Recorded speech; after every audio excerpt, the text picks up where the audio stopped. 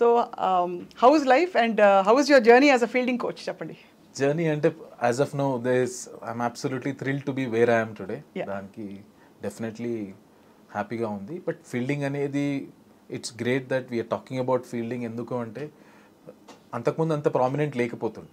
So now it has picked up and people are especially last world cup, ఈ world cup మీ ఇద్దరు ఇప్పుడు Suryakumar catch తీసుకున్నా కానీ లాస్ట్లో ఇప్పుడు వన్ డే వరల్డ్ కప్లో అయినా కానీ they are lot of catches which మనకు మ్యాచ్ చాలా ఇంపాక్ట్ అయింది. అది లిటరలీ సూర్య క్యాచ్ అయితే మనకు వరల్డ్ కప్ వచ్చినంతనాయండి. అవును, న్యాచురలీ. సో మీ జర్నీలో మీరు అసలు ఫీల్డింగ్ కోచ్ వరకు వస్తుంది మీ క్రికెటింగ్ జర్నీ అని మీరు ఎప్పుడైనా భావించారా? How did it start for you actually స్టార్టింగ్లో నేను నార్మల్గా యాజ్ అ ప్లేయర్ ఉన్నప్పుడు కూడా I used to love fielding. నార్మల్గా ఫీల్డింగ్ అంటే ఇష్టం ఉంది. ఎందుకు అంటే ఒక రీజన్ ఉందండి. ఇప్పుడు కొన్నిసార్లు ఏమవుతుందంటే మనం బ్యాటింగ్ బౌలింగ్ చేస్తాం, ఆ రోజు మనకు కాకపోవచ్చు, we may get out early for various, మన తప్పు ఉండొచ్చు, డెసిషన్ మేకింగ్, ఓ మంచి బాల్ పడవచ్చు, ఎంపైర్ తప్పు డెసిషన్ కావచ్చు, what ever could be reason. Bowler as a bowler కూడా మనకు మంచి రోజు ఉండొచ్చు, చెడు రోజు ఉండొచ్చు. కానీ మన 80% ఆఫ్ ద టైం మనం ఫీల్డింగ్ చేస్తాం. సపోజ్ ఇప్పుడు వన్ డే మ్యాచ్ ఉంది, ఒక బౌలర్ 10 ఓవర్సే వేస్తారు, కానీ 40 ఓవర్స్ ఫీల్డింగ్ చేయాల్సి వస్తుంది. So most of the time we do on ground on fielding. దాన్ని ఏంటంటే మనము we do it as if it's part అనుకుంటాం, కానీ దాంట్లో ఎంజాయ్ చేస్తే we can make a huge impact.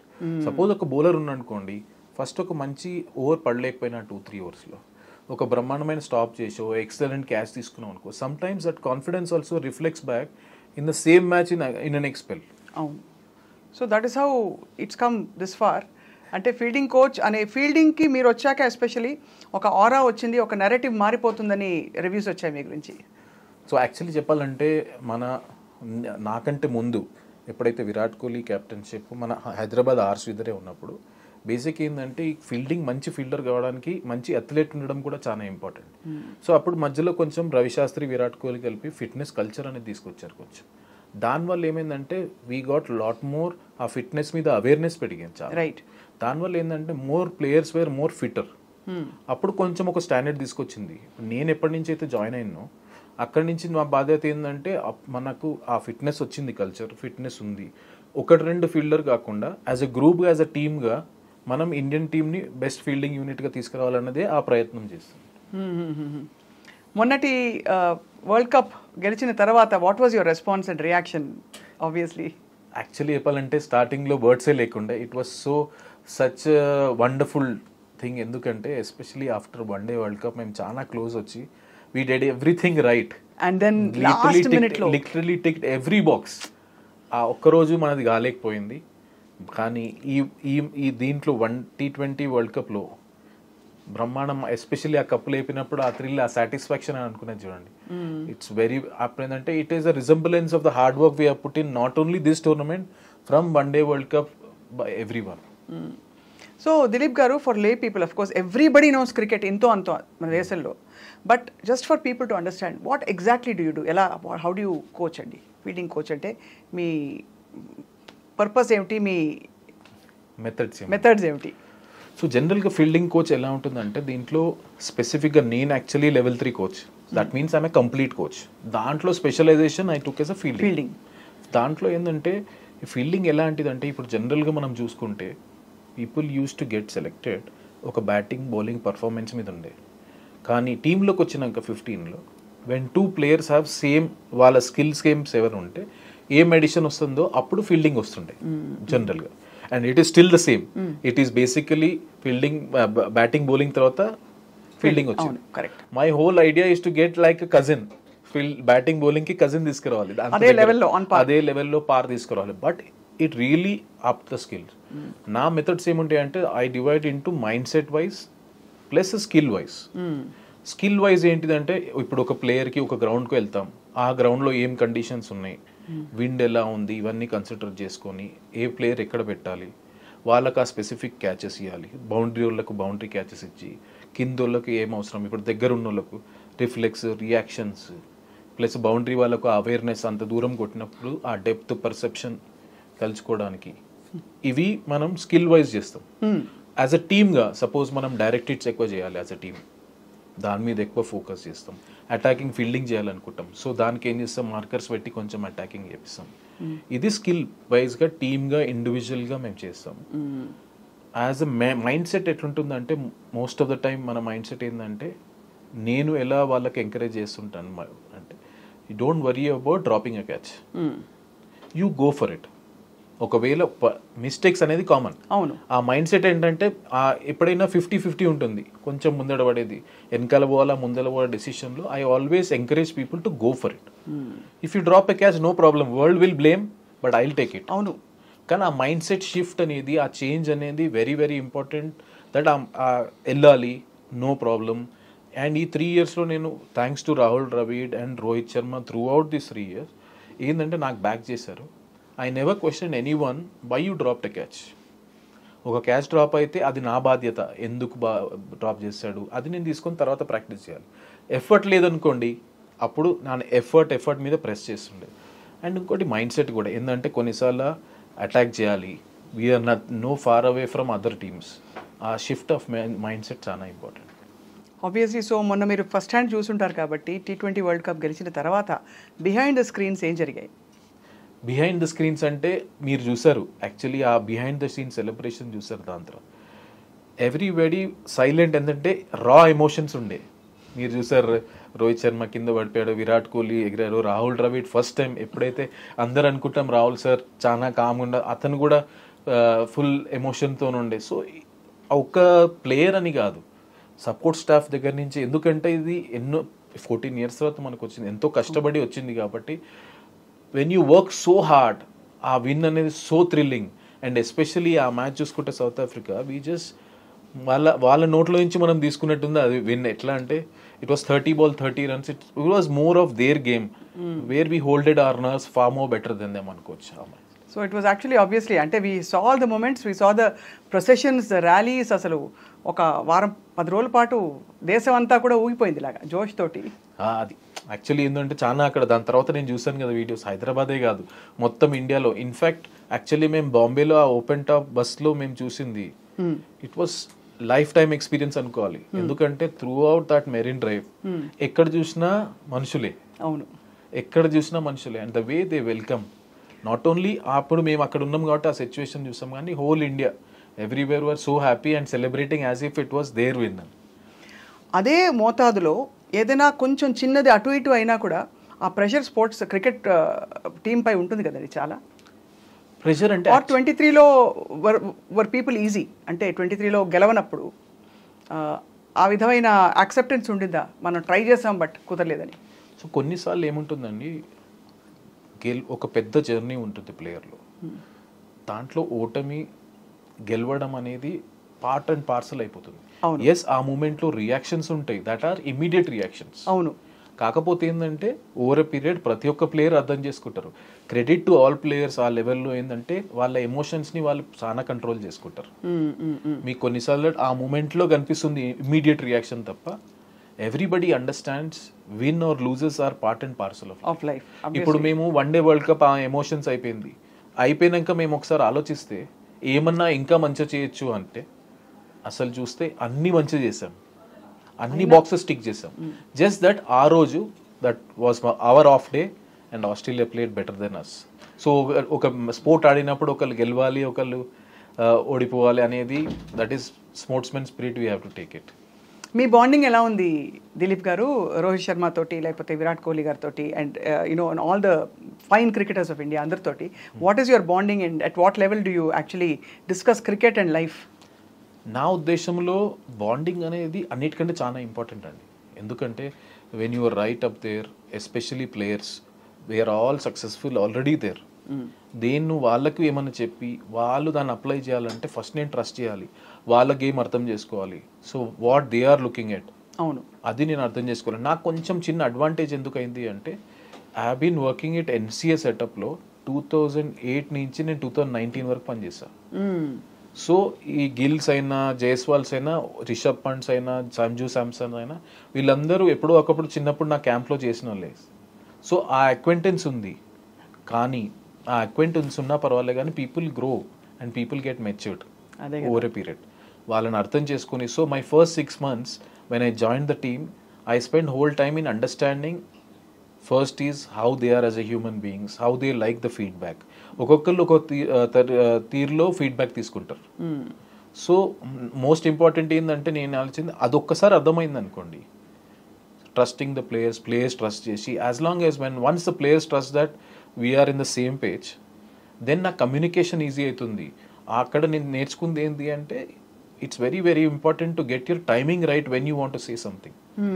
ఈ ఎక్స్పీరియన్స్తో మనం జల్దీ అబ్జర్వ్ చేసేస్తాం ఏదైనా మిస్టేక్ ఉన్నా ఏమున్నా, కానీ వాళ్ళు ఏ టైంలో ఉన్నారు, ఏ సిచ్యువేషన్లో ఉన్నారు అనేది మనకు చాలా ఇంపార్టెంట్. చాలా సెన్సిటివ్గా మెంటర్ చేయాలి వాళ్ళని. 100 కదా, ఎందుకంటే వాళ్ళ మైండ్ సెట్ అర్థం చేసుకోవాలి. Whole world is expecting every time a player goes on the field, you expect to score 100 or 5 wickets. When the day doesn't happen, whole world jumps on them. So as a support staff, as a coach, మేము మా job ఏంటిదంటే వాళ్ళని అర్థం చేసుకోవాలి, వాళ్ళ emotions, వాళ్ళు ఏ సిచ్యువేషన్లో ఉన్నారు. So end of the day మనం చెప్పింది చెప్పకుండా కాకుండా మనం చెప్పింది వాళ్ళకు అర్థం కావాలంటే we have to wait for the right time. Or they disagreements అవుతాయండి మామూలుగా ప్లేయర్స్కి కోచెస్కి మధ్య? అంటే మీరు ఇలా ఒకటి చెప్పి మీరు కాకపోతే ఎవరైనా ఎనీ కోచ్, బట్ ఆ టైంలో వాళ్ళు అది పికప్ చేయలేకో డిసగ్రీ అని చెప్పు, అలాంటివి అవుతుంటాయా? You have to negotiate your way through కదా. I don't believe in disagreement or agreement. Basically అనుకోవాలంటే హెల్దీ డిస్కషన్స్ అనుకోవాలి. హెల్దీ డిస్కషన్ అయినప్పుడు అది వెరీ వెరీ ఇంపార్టెంట్. ఒక టీమ్ ఎన్వైరన్మెంట్లో హెల్దీ డిస్కషన్స్ అనేది చాలా ఇంపార్టెంట్. నా మైండ్ సెట్ ఎలా ఉంటుందంటే నేను అర్థం చేసుకొని చెప్పినాక నేనేం చేస్తాను, ఇది నాకు అనిపిస్తుందని I will throw it to the players. కోపంగా అయితే చెప్పరు. కోపంగా అనేది అక్కడే ఉండదు, ఎందుకంటే we're sharing our opinion to them. Right. Then they come up with their solution and once we believe on one thing we'll put up in to practice and see what works for them. నేను జనరల్గా ఏముంటుందంటే నేను ఒక method అనుకుంటా, once we have a discussion I will never say that do this. Right. I would say 2 సార్లు practice చేద్దాం, see what you feel, తర్వాత feedback తీసుకొని then we'll come to a conclusion. Because sometimes my method is not the only method. So as long as we're open and అంటే definitely okay. You have seen generations of cricket కదా దిలీప్ గారు, మీ దృష్టిలో అసలు ఇంతవరకు finest player allrounder ఎవరండి? Can you make that comment? Actually అది చెప్పడం సాధ్యం అంటారా? ఇప్పుడు యాజ్ అ ఫీల్డింగ్ కోచ్గా అంటే అది చాలా కష్టం, ఎందుకంటే ఒక్కొక్క మ్యాచ్లో ఒక్కొక్కరు డిఫరెంట్ రోల్ ప్లే చేస్తారు. ఇప్పుడు మా ఫీల్డింగ్లో ఎలా ఉంటుందంటే స్లిప్ క్యాచెస్ ఉంటుంది, అవుట్ ఫీల్డ్ ఉంటుంది, ఇన్ఫీల్డ్ ఉంటుంది, ఒక్కొక్కరి దగ్గర ఒక్కొక్క స్ట్రెంగ్త్ ఉంటుంది. అవును.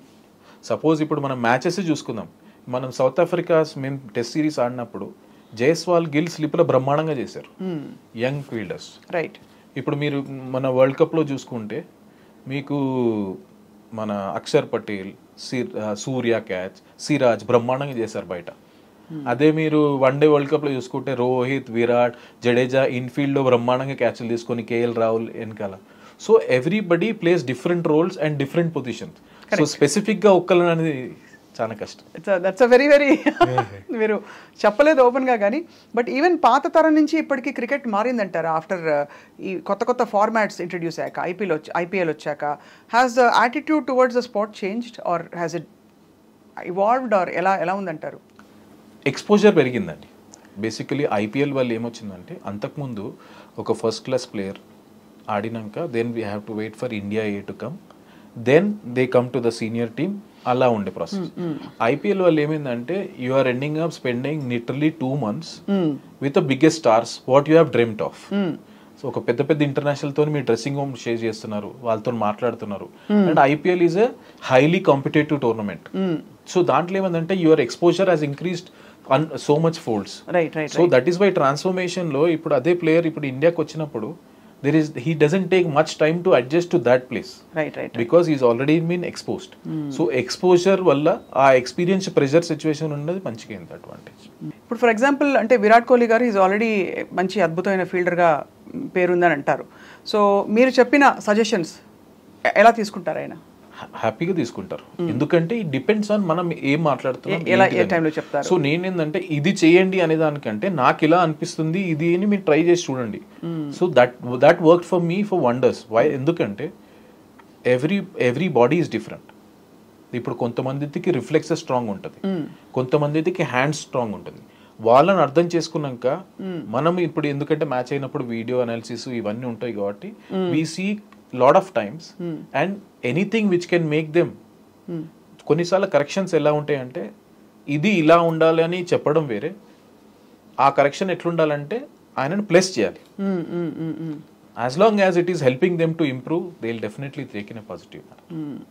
ఆఫ్ కోర్స్ మీరు it is amazing to see Dilip garu, మీరు వరంగల్ నుంచి how you evolved in to national figure now, international figure actually to be honest, because India's fielding coach అంటే ప్రపంచవ్యాప్తంగా ఉండే క్రికెట్ టీమ్స్ అందరికీ వాళ్ళ మీరు సుపరిచితులు.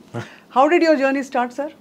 అది actually challenging lots and up and downs ఉండే. యాక్చువల్లీ నేను వరంగల్లో పుట్టాను, బట్ బ్రాన్ అండ్ బ్రాటప్ హైదరాబాద్లో ఉండే. చిన్నప్పటి నుంచి I was very much interested in sports. కాకపోతే ఎర్లీ ఏజ్లో మా మదర్ ఎక్స్పైర్ అయిపోయింది and I was 6 years. So దానిలో ఏంటంటే మా ఫాదర్ కూడా he doesn't have any sport background. So it మన జనరల్ ఫ్యామిలీ లాగా ఇట్లా గవర్నమెంట్ జాబ్, ఇంజనీరింగ్ ఎంసెట్ చేసుకొని గవర్నమెంట్ జాబ్ తెచ్చుకొని he knows only that process. I don't blaming, ఎందుకంటే ఆయన ఎక్స్పోజర్ అంతనే ఉండే. సో అండ్ ఫైనాన్షియలీ కూడా we were not that strong where I would overtake things. So it was a struggle where I used to, నాకు interest ఉండే, plus ఆయన ప్రెజర్కి నేను చదువుకుంటుండే. Then I used to play tennis ball, cricket and all those stuff. అన్ని sports ఆడేవారు? స్కూల్లో ఉన్నప్పుడు నేను జావ్లిన్ ఆడినాను, బేస్బాల్ ఆడినాను.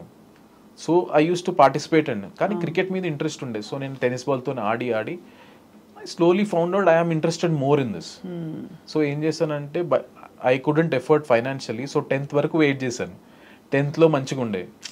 దెన్ ఆఫ్టర్ దాట్ నేను ఇంటర్మీడియట్లో I took some tuitions in the evening. I used to get some money and అదే తీసుకెళ్ళి నేను కోచింగ్ అకాడమీలో చేశాను. ట్యూషన్లు చెప్పి మీరు కోచింగ్ అకాడమీ కట్టారు? ఎందుకంటే మై ఫాదర్ వాజ్ లైక్, నేను దేనికైనా ఇస్తాను కానీ స్పోర్ట్కి ఇస్తాను. That was his mind set. అంటే అసలు నమ్మకం ఉండేది కాదు కదా? నమ్మకం అంటే వాళ్ళకి ఎక్స్పోజర్ కూడా లేదు. ఎందుకంటే from the people he knows in my family no one has done anything about sports. అంటే జాబ్ వస్తుందా, మళ్ళీ ఏమైపోతావు, చదువు ఇది లేక ఎలా, హౌ విల్ యూ సస్టైన్, ఇవే ఉంటుంది. సో దానివల్ల ఏంటంటే అప్పుడు జాయిన్ అయ్యాను. So then I represented state in 1-2 years. Then that tuition was only for my paying the bill. Then I continued my studies and I also played at good level. Then in 2004 oka coaching course ochindi. Then I wrote for my knowledge, just to improve my knowledge kosam emana nem manchi cricketer aithe emana kotta ideas vastayi ani I just wrote. So dantlo nenu top 3 lo unde. So ఇది ప్రాసెస్లో ఏంటంటే నేను ఆడేటప్పుడు కూడా చిన్న బాబులకు ఉంటే knocking చేపిస్తాను. I used to enjoy them, వాళ్ళు మంచిగా చేస్తున్నారు. సో తర్వాత ఏమైందంటే నెక్స్ట్ 3-4 years పర్ఫామ్ చేసినా కానీ ఫర్ వేరియస్ రీజన్ నా సెలెక్షన్ కాకపోయారు కల్లా. Then I have to take that decision. నా లైఫ్లో ఆబ్వియస్లీ ఇంట్లో నుంచి ప్రెషర్, ఏం చేస్తున్నావు, టైం వేస్ట్ చేస్తున్నావు, పైసలు అది ఇది అని, where your life is going. In between ఏమైందంటే అప్పుడు నేను ఆలోచన ఏం చేయాలి. So in 2007 I wrote my level 2 exam. మా కోచింగ్లో 1, 2, 3 ఉంటుంది, ఇండియాలో 3 హైయెస్ట్. 2007 చేశాక then I got a job in HCA academy Hyderabad. 2007లో వచ్చింది. They used to pay me some nominal money, but that was my first step.